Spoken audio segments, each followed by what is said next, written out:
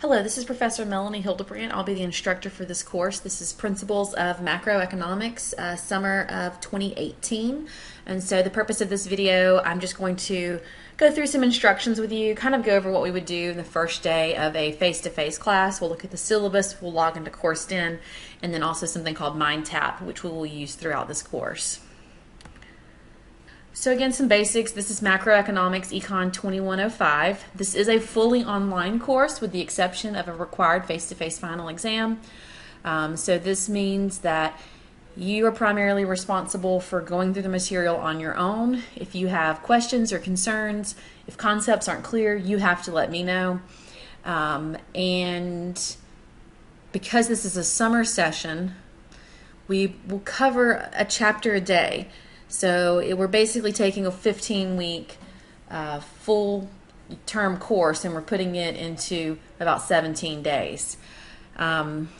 This is my preferred email address. Okay, the one right here, this goes to my Gmail, and so I would appreciate you emailing me directly there. I will respond to emails in CourseDen, but I don't check those as frequently, so I would rather you just email me directly to my Gmail account. As we're going through, I will tell you that I just picked up this class about 2 weeks ago. I didn't know I was going to be teaching this. I've taught macroeconomics since 2011. It is my primary course, but this is my first time teaching it online. So if something is not working, especially like your Mindtap registration, you guys please let me know. I've been working as much as I can over the past 2 weeks trying to get everything ready, but it's still kind of a work in progress. Because it's an online class, I won't have official office hours, but we can, obviously you can email me. If you really need to talk, I can give you a phone number and we can set up a day time for us to talk on the phone, or we can also use the chat feature in CourseDen. Okay, so let's talk about required course materials for this class. So the book that I'll be teaching out of is McEachran's 6th edition of the Macro Econ book. You can see the picture of it there. But you actually don't need to purchase a hard copy of the book unless that's just your preference. What you do need, however, is access to the publisher, that's Cengage, to their platform called Mindtap. That is required, okay? About 45% of your final grade will come from 2 different types of assignments that you will complete within Mindtap. So again, you cannot successfully complete this course unless you register for access to Mindtap. You're going to have 2 options for doing this. You can purchase directly from the bookstore, or you can purchase directly from Cengage. I guess technically there's a third option. I didn't list that, but I guess you could get an access code from someone else or from online, and that would be perfectly fine as well. As long as you get access to the course through Mindtap, it will be fine. I'm not sure how the bookstore is listing a rental for this. So just make sure if you go to the bookstore and you say you want the rental for this, that you're getting the access code and not just the book, because you need more than the book, okay? And I can you can see the prices listed there. I just pulled those from the bookstore's website. The other option, though, is to buy directly from the publisher. It is a little cheaper, and so I'm sure that's what most of you are going to prefer to do. But if you have financial aid or something, and so for some reason you need to buy directly from the bookstore, you can. If you're buying from Cengage, there's 2 options. You can just buy the access to Mindtap. The textbook is embedded within the program, and I'll show you what that looks like in a minute. And then the other option is to get everything, the Mindtap access, the e-text, but then also have a loose leaf print of the textbook mailed to your address. All right. Sorry guys, I have a newborn baby strapped to my chest and she's not cooperating right now. Okay, so here's a basic outline of the course. The textbook is divided into 4 primary chapter sections. Okay, some of them will cover more chapters than others. Like the very last one, we're only going to cover a very little bit out of 2 international chapters. But the basic way that you should progress through the course, log into Mindtap, okay, and start reading chapter 1. There will be videos embedded within the chapter. Some of those are created by Mindtap or Cengage. They might be half a minute, 2 minutes long, okay? Others are videos that I've created or that I've linked to from sources like the Federal Reserve, okay? And so I highly suggest that you watch those videos as you're reading through the textbook. The first kind of assignment you'll have in Mindtap calls them quizzes. We're really going to use it like practice and homework, okay? Some of these quizzes will be graded. Some of them just say practice, so you don't have to do the ones that say practice. You certainly do need to do the ones that are graded, but either way, you have unlimited attempts until the deadline to do those. And you'll see that those pop up throughout the chapter. So once you finish reading through the first section of a chapter, you'll have one of these practice quizzes or a graded quiz, okay? At the very end of each chapter, there then will be an embedded Aplia assignment. These questions are a little bit more difficult. A lot of them involve math, graphing, things like that. You only have one attempt at the assignment, so don't submit the assignment until you're satisfied that you've answered all the questions. You do, however, you can take up to 3 attempts at each question in the Aplia assignment. So if you miss the first time, you can tap try again. You won't get full credit, but you can still earn some credit, okay? And so you want to set aside a lot of time for the Aplia assignments. Once you've gone through all the chapters in a section from the textbook, there will then be a course den quiz. These will just be multiple choice questions. There won't be a lot, probably no more than 10 per assignment. They will be timed, okay? So you really want to make sure you're ready when you sit down to take those, and those are weighted a little more heavily. Okay. So, final exam. We do have a required final exam in this course. It will be face-to-face. You do have some options there, though. There's a little bit of flexibility. It is cumulative, so it'll cover all the material that we cover in the course, and it's worth 25% of your total grade, so it's very important. You can take it with me. That option is free. I have a room scheduled for us on the Carrollton campus, Miller Hall 1309, Friday, June 22nd at 10:30. If you're not available that day, or if you're not in Carrollton this summer, then you have 2 other options. You can schedule to take a proctored exam. If you are in Carrollton but the date just doesn't work, you can do it with UWG's testing center. If you live in Noonan, you can contact our Noonan campus.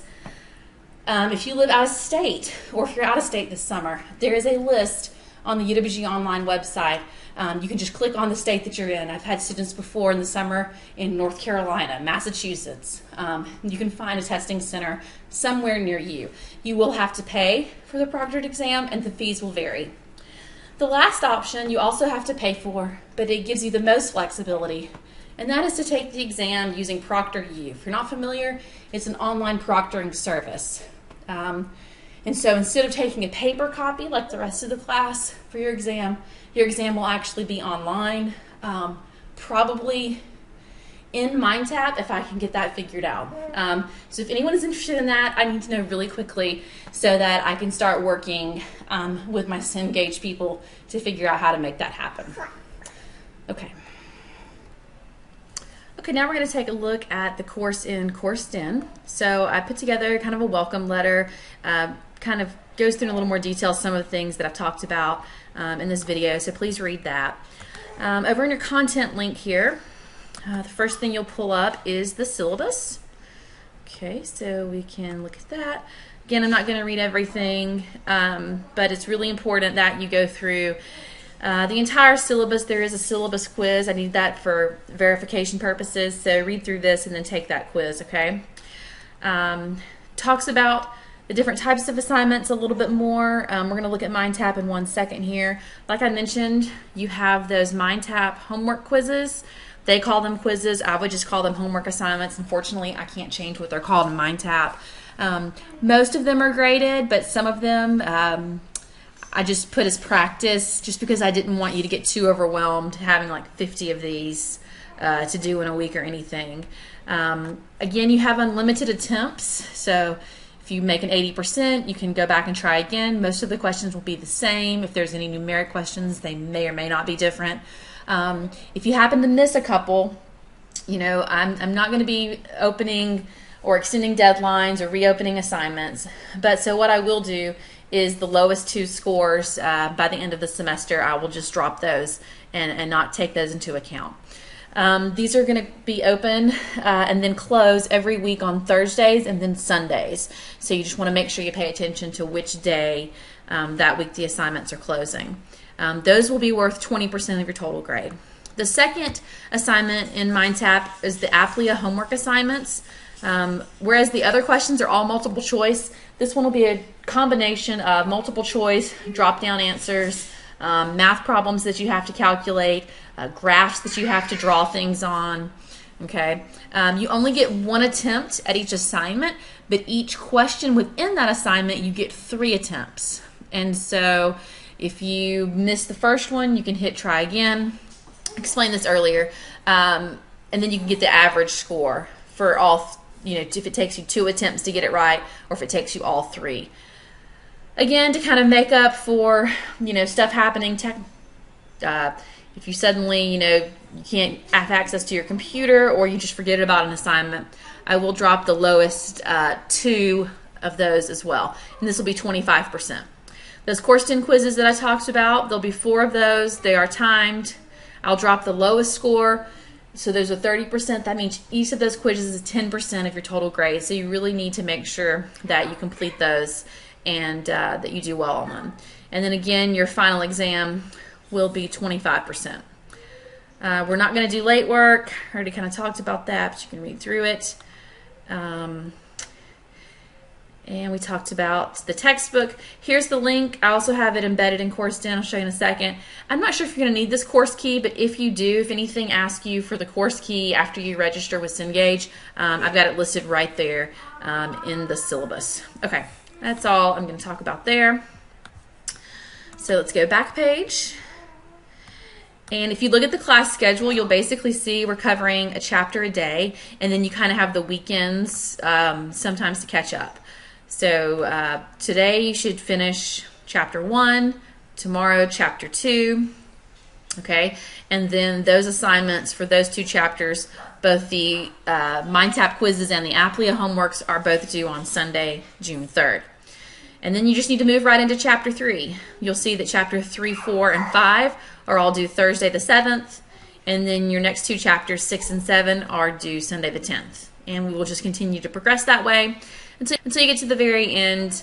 You'll have several chapters due that last Thursday, and then you can be finishing those assignments on Thursday or studying, preparing for the final exam that will be Friday, June 22nd. Okay, also in this folder, I have some information about Mindtap. So this document here will give you directions on how to go through and do your registration. Okay, I also did a link to their customer support. So if at any point you're having issues logging in, either when you're trying to register initially or after you've already been working in a week and then suddenly you can't log in, then you're going to want to go to their tech support. I can't help you with logging into Mindtap. Okay, you're going to have to contact our Cengage rep. I also put a link in here. This is one of the options for purchasing. You can go directly to this website, okay? And you can either, for $80, like I said, buy the Mindtap Access, the e-text, and get that printed copy of the textbook sent to your address. Or for $50, you can just get the digital copy of the textbook, okay? And again, that's all you need, the $50 option. So unless you just really prefer a traditional textbook, that's all you have to do. Okay, a couple more things in Course 10, and then we'll hop into Mindtap real quick. So here's our 4 sections: Intro to Econ, Fundamentals, Fiscal and Monetary Policy, and then International at the end. For each chapter, I have these kind of PowerPoint slide notes. So these are the PowerPoint slides. These are kind of old, sorry about that, but just kind of showing you this is the presentation that I would go through if I was giving you a full lecture, if this was a face-to-face course. And so I just thought some of you might find it helpful to look at these and or to print these and take notes on them as you're reading through the chapters in Mindtap. Okay. The other things that I have in Course 10 here are some videos. Some of them are my videos, so it'll link you to YouTube. So let's see, this one I think will take you to an example where I'm talking about, the PPF and opportunity cost. Others get back here. Others, I'm linking you to either, sometimes it's a video by the Federal Reserve, sometimes it's a video by just another group that has done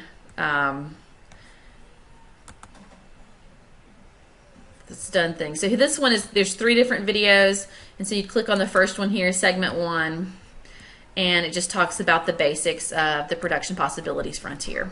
Okay, so I've put these in CourseDen, but these videos I'm also going to embed them in the chapters in Mindtap. So let me show you what I'm talking about there. All right, so I'm going to log in to my Cengage account. Your login may look a little bit different. Honestly, I'm not sure what it looks like for students. I know it won't look like the screen you're seeing right now. Sorry to confuse you, but it's I timed out. I can see that I timed out on my other screen. Okay, so you're going to have some options here. You can view the class in a calendar kind of view, or you can view it like this, or then I think you'll have the option to do like this. But let's just say we're starting, let's just jump way down here. It's time to do chapter 4. And so I'm going to click on the link that says chapter 4, and it's going to pull up the textbook. Okay. It didn't pull up at the beginning, I guess because I already looked at it. So I'm going to get to the beginning, and I'm just going to start reading through chapter 1. Okay. And then you get to this, added by instructor. And so if you click on it, it's going to take you to a video that helps explain, in this case, what demand is. Okay. And so I linked that in for you. At other times, as you're reading through the chapter, you might come upon a video like this, concept clip, law of demand. These are typically very short. They're created by Cengage, and again, they just help illustrate whatever concepts are being covered in the chapter. So we're going to keep going through. By the way, you can highlight. There's a notebook over here, so you can type in notes. And then here we go. We get to the first quiz, okay, for chapter 4. So I'm going to drop it down. And it's called a See Now homework. And so we would click Start Assignment. And I would read the question. I'm not even really going to read it. Demand is the relationship between the price of a good and, let's say I think it's the income. And then I click Check My Work. Well, that's incorrect. Okay? Go to the next question. Substitution implies that the fall in the price of a burger, whatever it is we think it does. I'm not even really reading these. Check my work. Man, I've just done really bad again. If you wanted to, you could go ahead at that point and submit the assignment for grading, because you've already missed 2 out of the 7. Because again, on these you have unlimited attempts. So I'm just going to go ahead and restart my attempt. So start assignment now. So start with the first question. Demands the relationship between the price of a good and the quantity that consumers are willing and able to buy. Check my work. There we go. I got that correct. And then I'm going to progress through and hopefully get all of the questions right. If not, I could go back and do another attempt. Okay. So that's one way to get to those little See Now homework assignments. But you can also just do it from this page directly. So like if I know that on chapter 4 quiz 3 I didn't do well and I want to try it again, then from this page I can go directly to that. Okay. Okay, next I'm going to show you what one of the Aplia assignments looks like. Again, these are a little bit more complex than just a multiple choice question. Here's one that I've already done. Again, I've never used Mindtap before, so I'm trying to play around with things in here so that I can better explain them to you. And so you can see I purposely missed this one on my first attempt. I did get it right on the second attempt. So out of the 1 possible point, I earned half a point because it takes an average of your 2 scores. Okay, and the same thing down here. So, okay, let's close this out. I just want to show you that. Let's look at this one.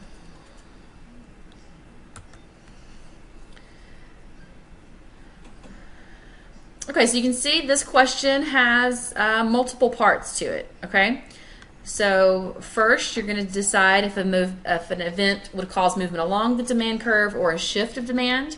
And so a change in taste of consumers, that makes them desire more cereal. That's a shift. It's a change in preferences. A decrease in the price of cereal. Whenever it's priced, that's movement along. And a decrease in the number of consumers, that would decrease demand. And then it says use the graph below to see the difference. Select. Oh, well, this one's not one that you're being graded on. It's just showing you this is movement along. This is how we move along. That's what happens when price changes. Then you hit grade it now, and I earned my point. Okay. Let's go back to the assignment and look at maybe supply and demand puzzles.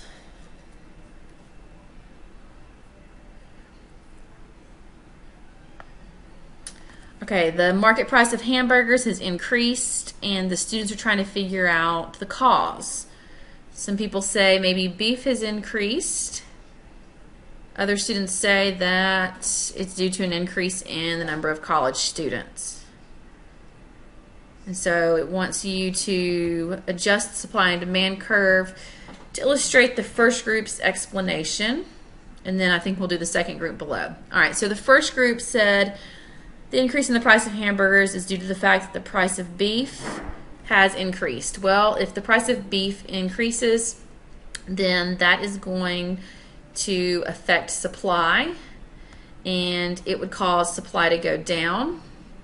And so we're going to move supply over here, and we can see that that would increase the price of a hamburger. Okay, and then we go down to scenario 2. Attributes it to an increase in college student enrollment. So that's going to impact demand. So it would cause demand to increase because there's more students. And again, you would see market price go up. And then I'm not even going to read this. Actually I will, so I want to get it wrong. Suppose that both the causes, how would you figure out which of the possible causes is the dominant cause? All right, I'm going to select this is my answer and then hit grade it now. And we're waiting. Okay, and let's see how we did. I've got the first part right, earned my point. Got the second part right, earned another point. But I missed the third part of this question. And so that's when you then would click try another version. Okay, so I scored 2 points here. If I now get it all right, get all 3 points, then it would take an average of those two. I would earn 2.5 points for this question. Okay. Let's see if there's anything else in Aplia. Again, I'm also getting used to Aplia, but over here on the side, there's a lot of different things. You can look up definitions. You can access the book directly, check your progress. This is where the homework assignments are. This is the place where you can take notes, and then this is the direct link, okay, to Aplia. But I think at this point, that is all I'm going to go through. Oh, the last thing here. Up at the top, these first two, how to do Aplia homework and then the Aplia math graphing tutorials, I want you guys to go through both of these, and they should be really easy points for you to earn, okay? But so these will be assignments that we do for a grade. So you want to start with those before even progressing into Chapter 1. Again, if you guys have any questions or if you have any issues at all registering for Mindtap, please send me an email directly to that Gmail email.